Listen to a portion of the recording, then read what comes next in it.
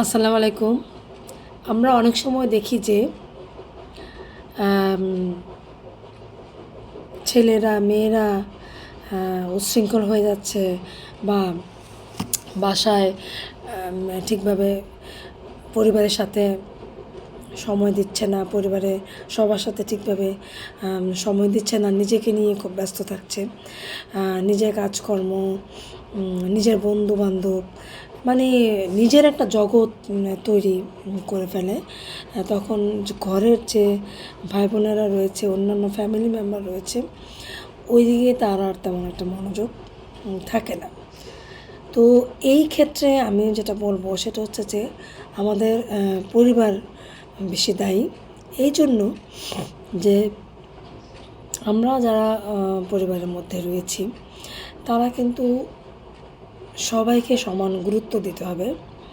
বিশেষ করে ছেলেমেয়েদেরকে অনেক বেশি গুরুত্ব দিতে হবে। তাদের ভালো মন্দ, তাদের ইচ্ছাটাকে প্রাধান্য দিতে হবে। যদি সেটা ভালো না হয়, সে যদি একটা কিছু আশা করে বা আশা করে কিছু বলে, যদি এটা তার জন্য ভালো না হয়, তাহলে তাকে ভালো করে বুঝিয়ে দিতে হবে যে এটা আসলে ঠিক না। আমরা অনেক সময় কী করি যে আমরা এই কাজটা না করে মানে না বুঝিয়ে তাকে অনেক সময় আমরা ধমকাধমকি করতে শুরু করে দিই। তো তার সাথে আমরা খারাপ ব্যবহার করতে শুরু করে দিই, ধমকাধমকি করতে শুরু করে দিই।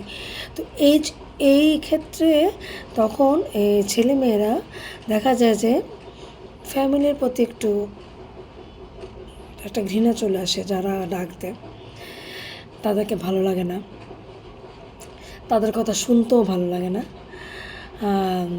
মানে আস্তে আস্তে সে মানে ফ্যামিলি থেকে একটু দূরত্ব বজায় চলতে চেষ্টা করে। তো যেটা করা উচিত সেটা হচ্ছে যে ছেলে মেয়েদের মতামতকে প্রাধান্য দেওয়া খুবই জরুরি। সে যদি একটা কথা বলে, সে যদি একটা কাজ করে, যদি এটা ভালো হয় তাকে অ্যাপ্রিসিয়েট করতে হবে। যদি এটা একটু খারাপ হয় তাকে বুঝিয়ে দিতে হবে যে এইভাবে না করে ওইভাবে করতে হবে।